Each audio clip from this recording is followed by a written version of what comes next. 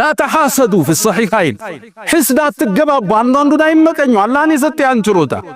ولا تباغضوا أتتلالوا ولا تقاطعوا زندنا قدينة أتكرتوا وكونوا عباد الله إخوانا يا الله متواردد وندما ما تشكنوا لما طفات أتروت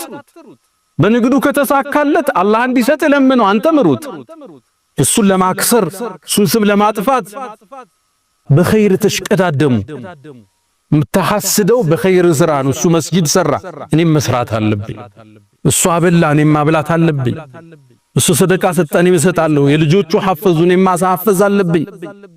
ምንጩ ንጥረ ነገሩ ኸይር ነበር ያዘለው ወሳሪዑ ተሯሯጡ ተሽቀዳደሙ ነበር